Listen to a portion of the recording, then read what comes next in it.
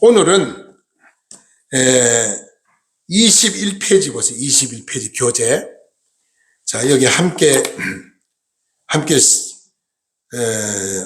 하는 신앙 성장, 온가족 듣는 양육학에 21페이지 보면은 구원은 전혀 다른 삶을 살게 합니다. 그랬어요. 지난 주일날 우리가 구원받은 증거에 대해서 말씀을 나눴죠. 아, 이런 모습 보니까 나는 죄인이었구나. 근데 내가 이런 모습 보니 나도 구원받았구나 하는 것을 우리가 지난주에 한번 점검을 했습니다. 오늘은 구원받은 성도는 전혀 다른 삶을 살게 된다는 거죠. 생각이 바뀌고 꿈이 바뀌고 목표가 달라지고 행동이 바뀌는 것이 구원받은 성도의 삶입니다. 우리 오늘도 서론을 한번 또 석성진 성도님 한번 큰 소리 읽어주시기 바랍니다.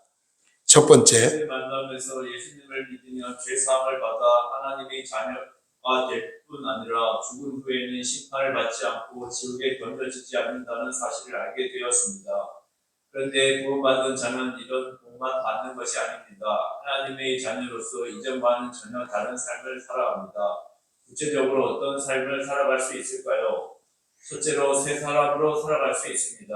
둘째로 진짜 행복한 삶을 살아갈 수 있습니다. 셋째로 하나님 자녀의 권위를 행사하며 살아갈 수 있습니다. 넷째로 가장 존귀한 자로 살아갈 수 있습니다. 다섯째로 주께서 함께 하시는 표적을 경험하며 살아갈 수 있습니다. 네, 수고했습니다. 여기 새 사람으로 살아갈 수 있다. 기독교는 변화시키는 종교거든요. 예수를 잘 믿으면 깡패가 변화되고 도둑놈이 변화되고 사기꾼이 변화되고요. 창녀가 변화되는 거예요. 제대로 안 믿으면 백날 교회를 다녀도 변화가 없습니다. 전혀. 그 두 번째 문제, 진짜 행복한 삶을 산다. 물론 예수 안 믿는 사람도 행복하게 사는 사람 많죠. 그러나 환란이 오고 시련이 오고 고난이 오면 그때 알 수가 있어요. 예수를 잘 믿는 사람은 아무리 힘들고 어려워도 그 어려움을 믿음으로 극복해 나가는 거예요. 행복감을 잃지 아니하고 아무리 환경이 바뀌어도 흔들리지 아니하고 항상 웃으면서 고난을 이겨나가는 모습을 볼 수가 있습니다. 그리고 하나님의 자녀의 권리를 행사하면서 나는 하나님 자녀다. 하나님 아버지가 나의 아버지니까 나는 행복한 자다. 자부심을 가지고 살게 되죠. 그리고 가장 존귀한 자로 살아갈 수 있는데 우리가 이 사회로부터 내가 예수 믿고 변화의 새 사람 내가 존경받는 사람으로 정말 어디를 가든지 빛과 소금이 되는 덕을 끼치는 그런 삶을 산다는 거죠. 그리고 주님께서 함께하는 표적을 우리가 체험하면서 삽니다. 구원받은 성도를 기도하면 능력받게 되고 성령 충만하게 되고 그리고 항상 주님과 동행하는 삶을 통해서 내가 날마다 변화되는 모습을 깨닫게 되고요. 내가 하나님부터 새 힘을 얻고 오늘도 힘있게 살아간다는 걸 느끼게 되는 거죠. 그 내용을 보면은 제일 먼저 삶이 뭐냐? 구원받은 성도 삶 속에 새 사람으로 살아갈 수 있다. 1-1번을 보면요. 당신은 이미 새 사람이 되었습니다. 어떻게 새 사람이 되었는지 설명해 보세요. 그러면 여러분, 내가 예수 믿고 어떻게 변했는가? 삶을 한번 이야기해 보라 그러면 어떤 분은 간증이 많아요. 그리고 어떤 분은 별로 느낌도 없고 간증이 없는 사람도 있어요. 네, 성경은 말합니다. 고린도후서 5장 17절에 그런 자 누구든지 그리스도 안에 있으면 새로운 피조물이라 이전 것은 지나가시 보라 새 것이 되었도다. 너는 이제 새 사람이 되었다는 거죠. 이제는 예수의 사람, 하나님의 자녀. 우리 D3 포인트였고 다 같이 읽어봅니다. 큰 소리로. 다 시작. 당신은 새 사람이 된 것은 그리스도 안에 있기 때문입니다. 그리스도 안에 있다는 말은 아담의 족보에서 예수 그리스도의 족보로 바뀌었다는 것입니다. 어떻게 당신의 족보가 바뀌게 되었을까요? 예수께서 당신의 죄를 대신하여 십자가 못 박혀 죽으시고 부활하신 사실을 믿었기 때문입니다. 즉 구하시께서 사람이 된 것은 선행이 아니라 네, 바로 우리가 선행은요, 아무리 선하게 살아도 끝이 없습니다. 그러나 내가 예수를 믿고 은혜를 받으면 나도 모르는 사이에 자꾸 변화되는 거예요. 변화되는 거예요. 주님을 닮아가는 거죠. 예수 그리스도를 닮아가는 믿음의 사람. 물론 사도 바울처럼요, 하루아침에 뒤집어져가지고 막 180도로 새 사람을 변화되는 사람이 있어요. 그렇지 아니하고 차츰 변화되는 자도 있다는 것이죠. 자, 1-2번 봅니다. 1-2번 보면은 모든 그리스도인은 새 사람이 되었기 때문에 당연히 새로운 삶을 살아가야 합니다. 그런데 실제로 그렇게 살아가는 그리스도인은 많지 않습니다. 왜 그럴까요? 그래요.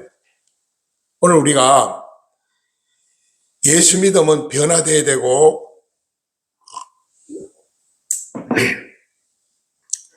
새 사람으로 살아야 되는데 많은 성도들 중에 변화하여 새 사람이 된 사람이 그렇게 많지는 않다는 거죠. 그 왜 그러냐? 그 내용을 골로새서 3장 10절에서 말씀하고 있죠. 새 사람을 입었으니 이는 자기를 창조하신 이의 형상을 따라 지시에까지 새롭게 하심을 입은 자니라. 여기에 또 우리 D3 포인트를 한번 크게 한번 읽어보는데 이 내용을 우리 홍성필 성도님 한번 읽어보세요. 자신이 새 사람이 되었다는 것이 무엇을 의미하는지 제대로 모르기 때문입니다. 새 사람은 지식에까지 새롭게 하심을 입은 자입니다. 옛 사람은 이 세상의 것을 가장 중요하게 생각하고 살았던 자이지만 새 사람은 이 세상의 것보다 하나님의 나라의 것을 더 중요하게 생각하고 살아가는 자입니다. 예수님을 믿고 구원받았지만 자신의 가치관에 변화가 일어났음을 온전히 깨닫지 않으면 새로운 삶을 살아갈 수 없습니다. 새로운 삶을 사는 자신의 가치관에 변화가 일어났다는 것을 깨닫는 데서 시작됩니다. 예.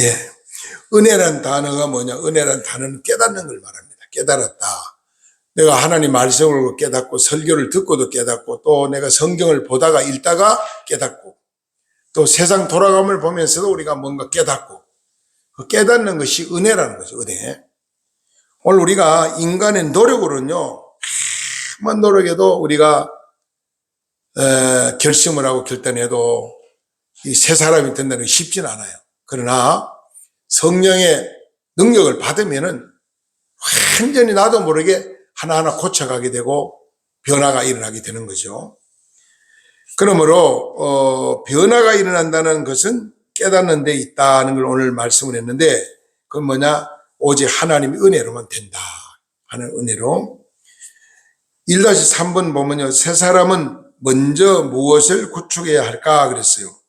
성경을 보니까 마태복음 6장 33절에서 그런데 너희는 먼저 그 나라와 의를 구하라. 그러면 이 모든 것을 너희에게 더하시리라 그랬습니다. 먼저 하나님 나라와 하나님 의를 구해야 된다는, 먼저 하나님 나라, 그 나라 의를 먼저 구하라는 거죠. 그럼 하나님의 나라를 구하는 말은 하나님의 통치를 받는 삶을 구하라는 뜻이죠. 또 하나님의 의를 구하는 말은 하나님과 바른 관계를 맺는 삶을 두고 하는 말입니다. 하나님과 나와 바른 관계를 맺고 사는 것. 우리가 관계라는 게 굉장히 중요하죠. 이웃과 나와 관계, 또 성도와 성도끼리 서로 관계, 형제와 형제끼리 서로 관계, 친구와 친구 사이 서로 관계, 좋은 관계를 유지하는 것이 얼마나 큰 은혜와 복인지 모릅니다.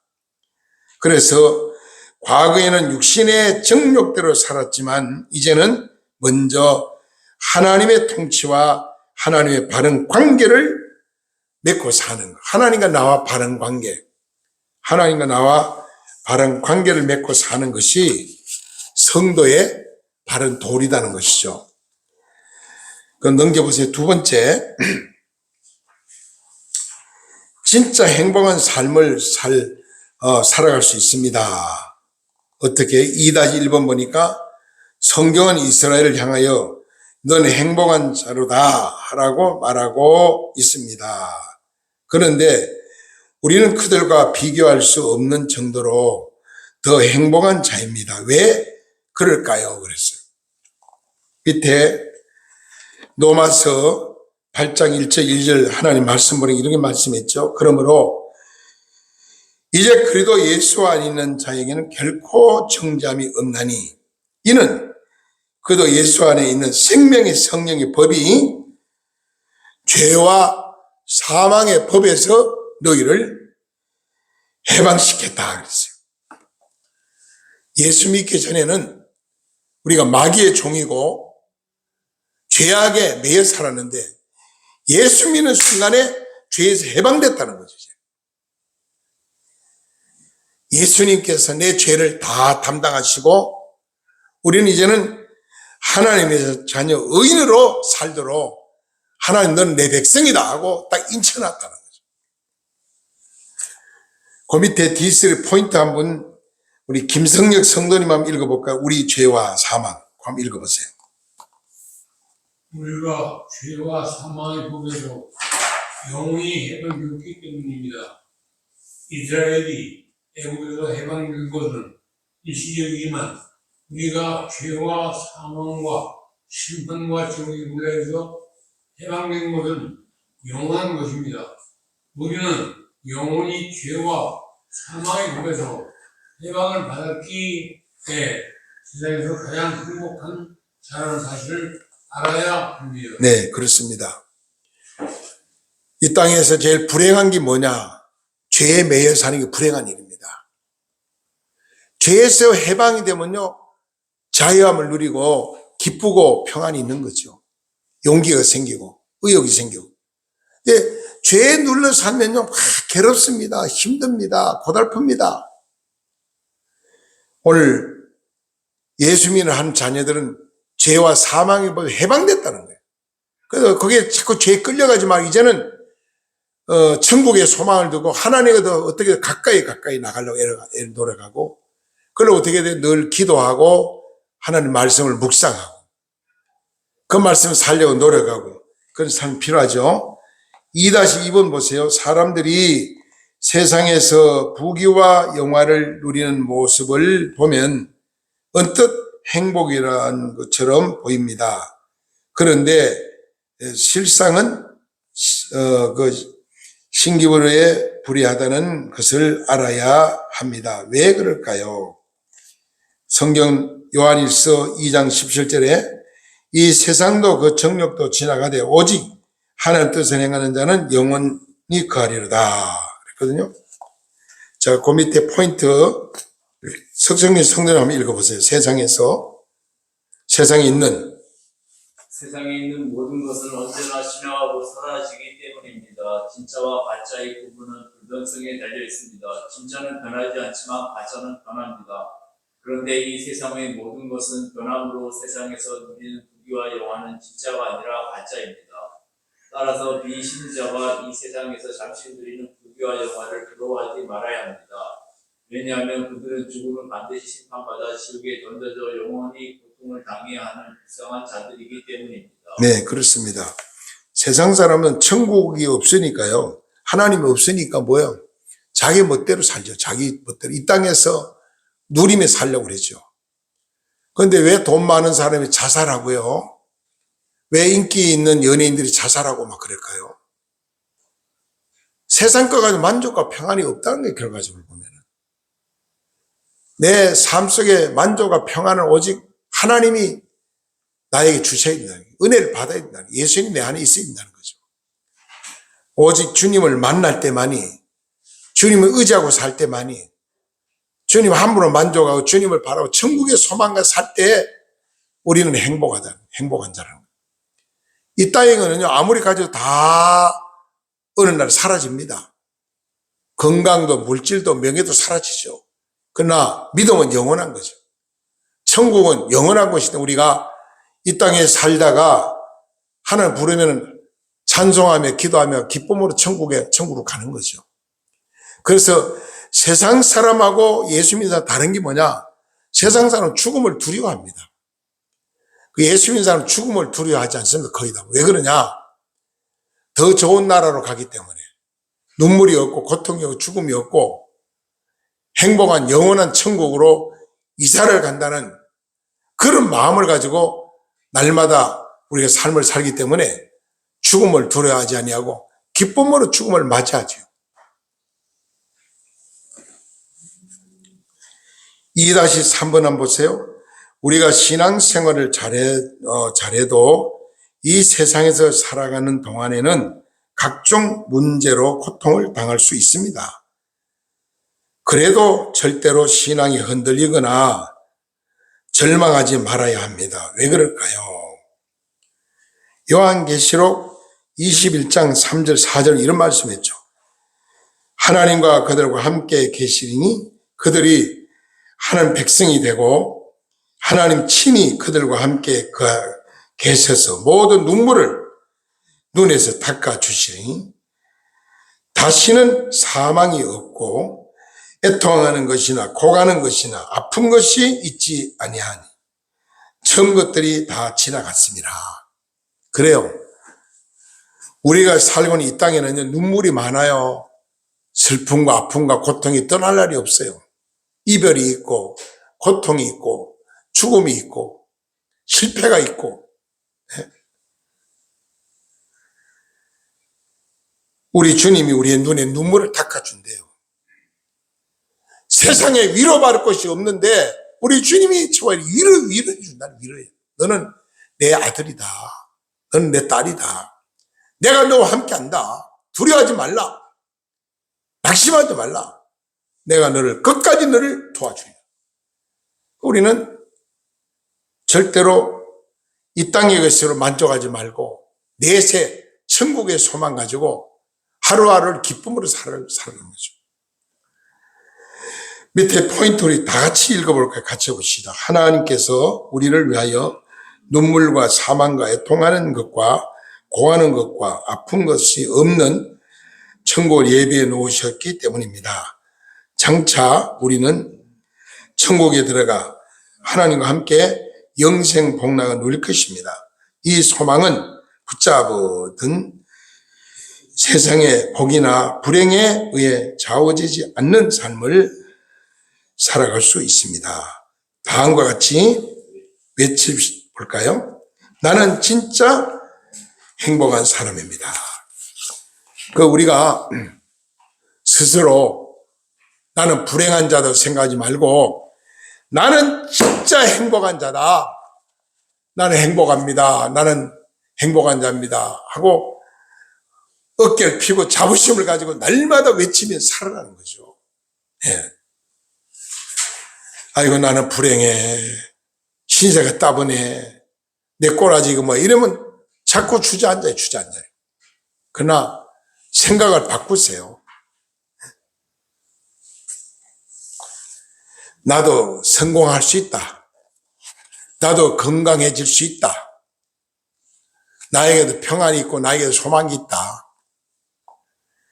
나에도 기쁨이고 행복이 있다. 이런 비전과 꿈을 가지고 나가야 됩니다. 3번 보니까 하나님의 자녀의 권리를 행하시며 살아갈 수 있습니다. 3-1번 하나님의 자녀는 당연히 자녀로서의 권리를 행사할 수 있습니다. 그런데 그렇게 하려면 먼저 자신이 하나님의 자녀라는 확신을 가져야 합니다. 당신은 어떻게 하나님의 자녀가 되었습니까? 그랬어요. 내가 어떻게 하나님 자녀가 되느냐? 요한복음 1장 12절에 보니까 영접하는 자, 그 이름을 믿는 자는 하나님의 자녀가 되는 권세를 주셨다. 우리는 하나님의 자녀의 권세를 하나님으로부터 이미 받은 자입니다. 예. 그 밑에 포인트 우리 한번 자, 김정수 사모님 한번 읽어볼까요?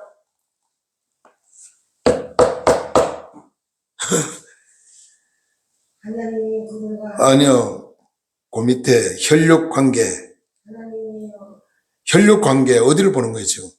포인트 3번 그- 포인트 3번 3번이 아니고 D3 포인트라고. 혈육관계 아닐지라도 잘 안 보여요? 그럼 우리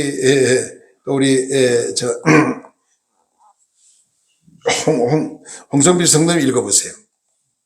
혈육관계.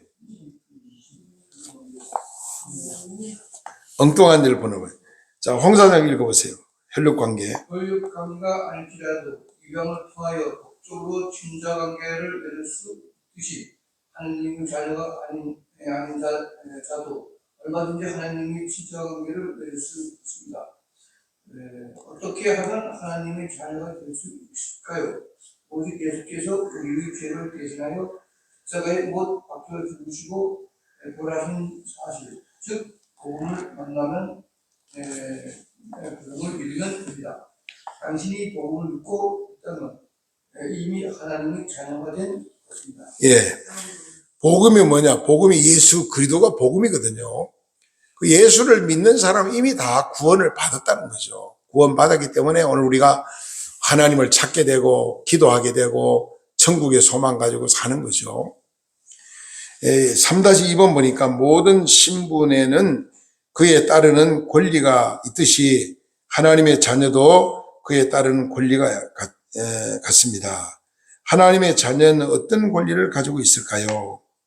너희는 다시 무서워하는 종의 영을 받지 아니하고 양자의 영을 받았으므로 우리 아빠 아버지라 부르시느니라.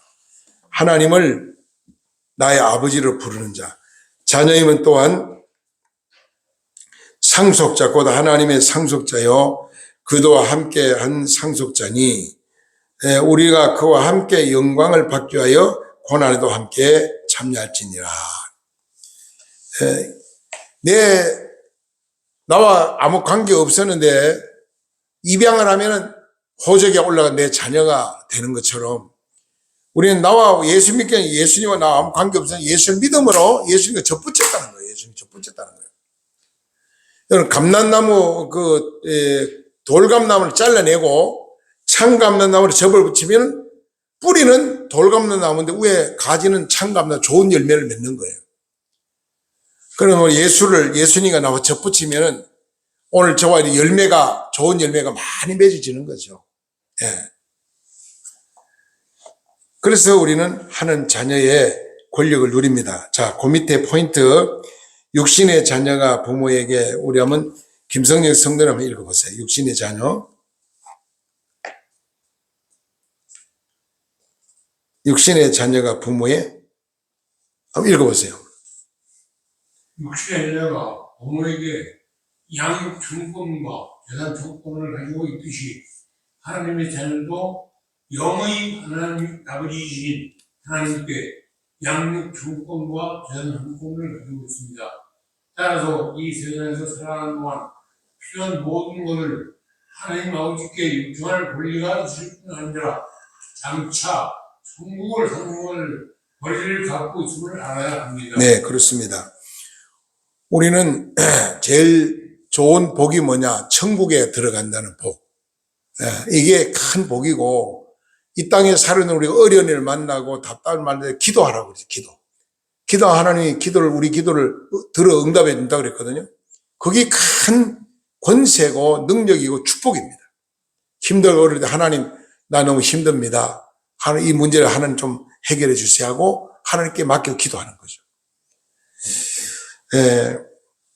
3-3번 보세요. 하나님께서 그의 자녀에게 양육 청구권과 재산 상속권을 주신 것은 이 세상에 살아가는 동안 그것을 동행자로 하기 위해서입니다.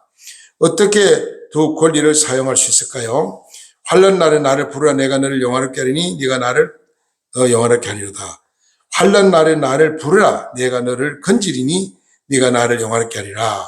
시편 50편 15절의 말씀이죠. 또 밑에 요한복음 14장 1절 3절에 이런 말합니다. 너희는 마음에 근심하지 말라. 하나님 믿으니 또 나를 믿어라. 내 아버지 집에 거할 곳이 많도다. 그렇지 않으면 너희에게 일렀으리라.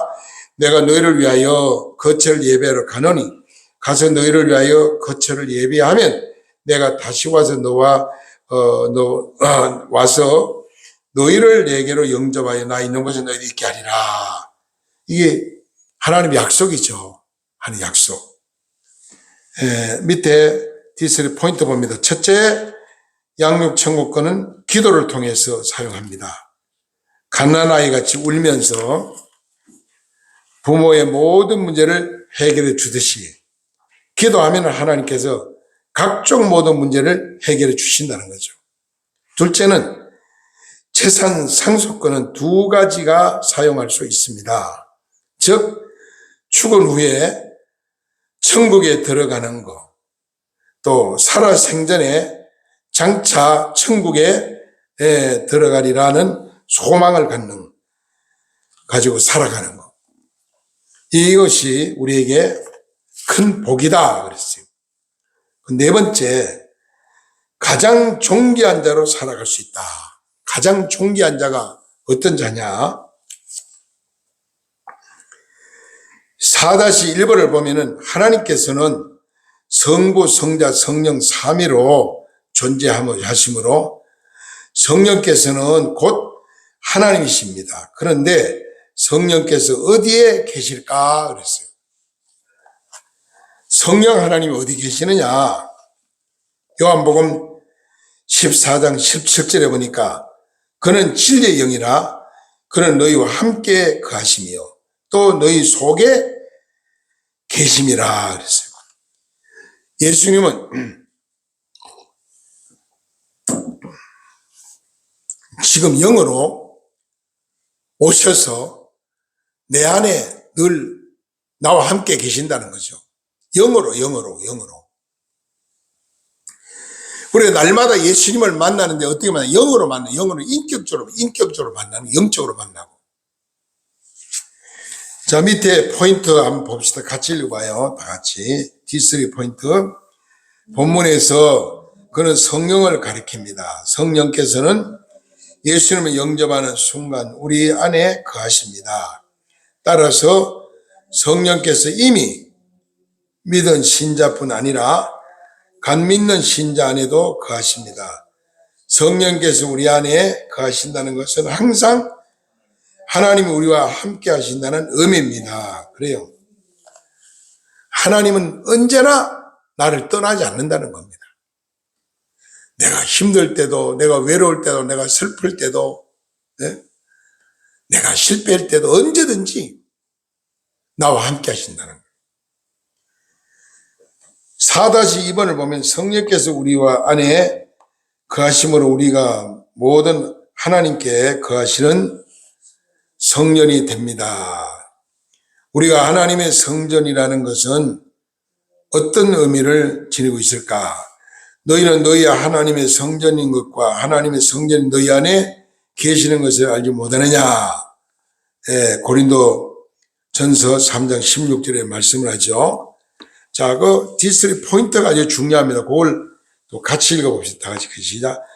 그릇의 가치는 그 안에 무엇을 담느냐에 설정되듯이 사람의 가치도 그 안에 무엇을 담고 있느냐에 결정됩니다. 그런데 우리는 성령 하나님을 모신 자로서이기 때문에 이루 말할 수 없이 가치 있는 자입니다.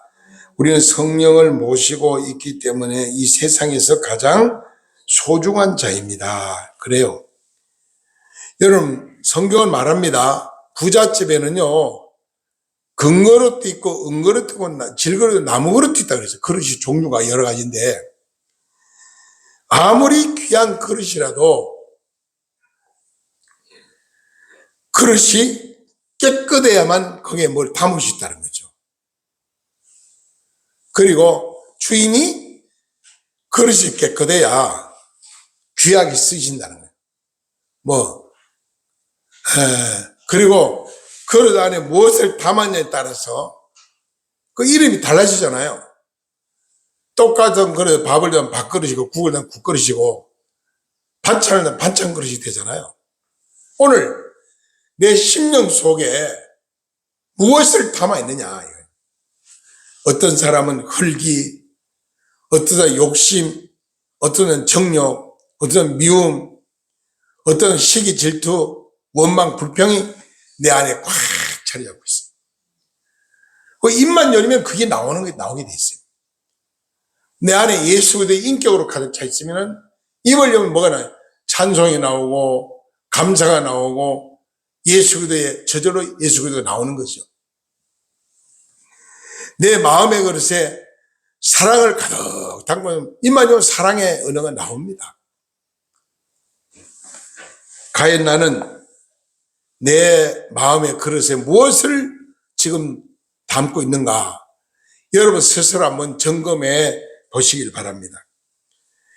4-3번 보니까 우리는 세상에서 가장 소중하기 때문에 자신을 몸을 마음대로 다뤄서는 안 됩니다. 어떻게 관리해야 될까요?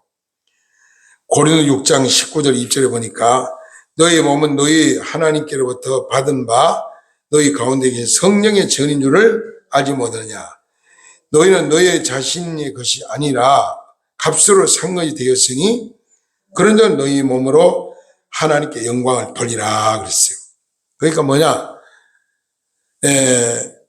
내 물건이 아닌데 돈 주고 사면 내게 되잖아요.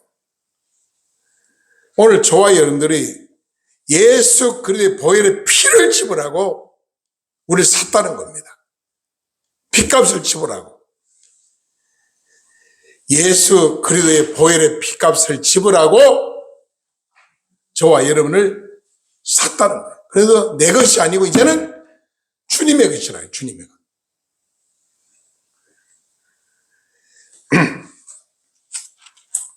밑에 포인트, 우리의 몸을 한번 석선생 한번 읽어봐요. 우리의 몸을 우리 마음대로 사용하지 말고 오직 하나님의 영광을 위해서 사용해야 합니다. 항상 거룩하게 생각하고 음행을 삼가며 술과 담배를 즐기지 말고 미신과 마약을 하지 말고 해로운 음식을 섭취하지 말며 아무리 어렵다 할지라도 자살을 생각하거나 자해 행위를 하지 말아야 합니다. 네.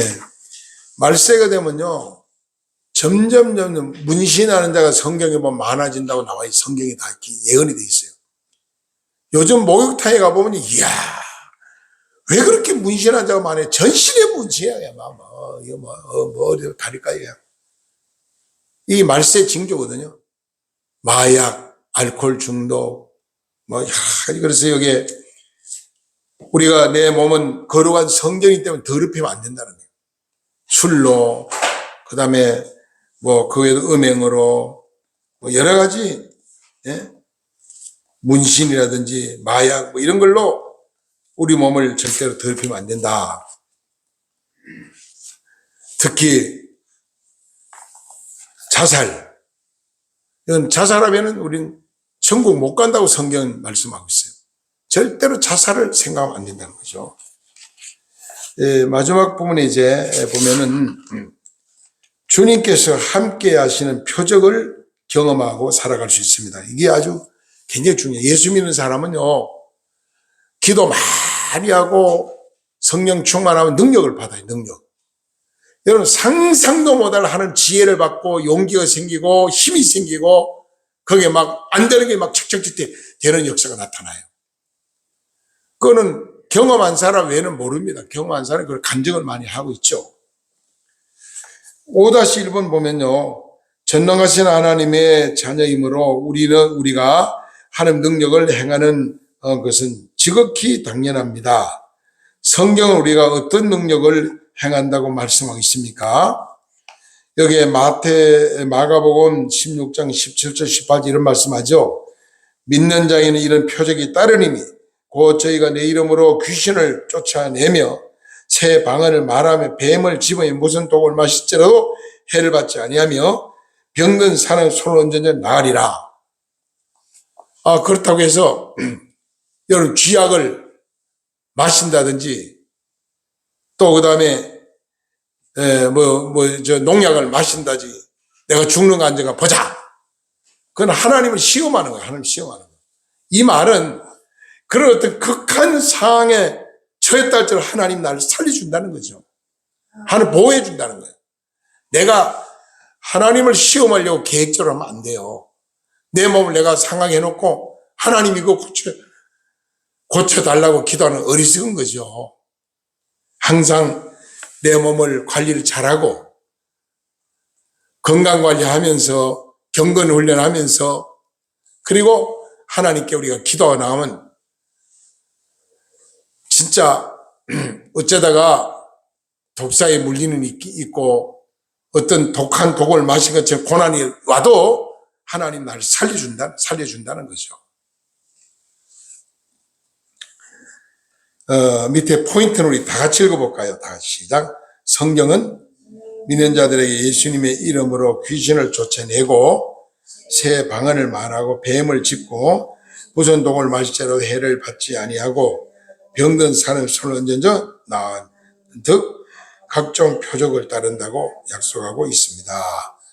믿는 자들에게는 자신뿐 아니라 새신자도 포함되기 때문에 믿는 신자는 하나님 능력을 행할 수 있습니다. 심지어 예수께서 자신이 하신 일보다가 더 큰 일도 할 수 있다고 말씀을 하셨습니다. 그래요. 예수 믿는 사람, 기도하는 사람, 성령 충만한 사람은요, 진짜 어마어마한 역사를 이뤄나가는 걸 많이 봅니다. 5-2번 보면 예수님을 믿는다고 자동적으로 하는 능력을 행할 수 있는 것은 아닙니다. 어떻게 하면은 한 능력을 행할 수 있을까?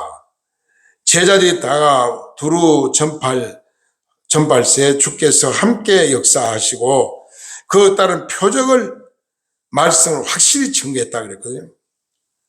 다른 표적이 있었다. 주님이 함께 하셨다 그래요. 언제나 주님이 함께 하는 게 굉장히 중요하죠. 자, 또 디스트리 포인트 같이 읽어봅시다. 시작. 믿는 자들에게는 이런 표적이 따르는 약속을 만민에게 복음을 전파하라는 명령을 함께 주어진 것입니다. 즉 우리가 복음을 전하는 명령에 순종할 때 하나님의 능력은 경험할 수 있습니다. 간 믿은 신자도 복음을 전하면서 하나님 능력을 행할 수가 있습니다. 그리고 5-3 보니까 우리가 하나님 능력을 행하면 어떤 이유가 있을까 그랬어요. 여기 사도행전 5장 12절 14절 보니까 이런 말씀 다 같이 봅시다.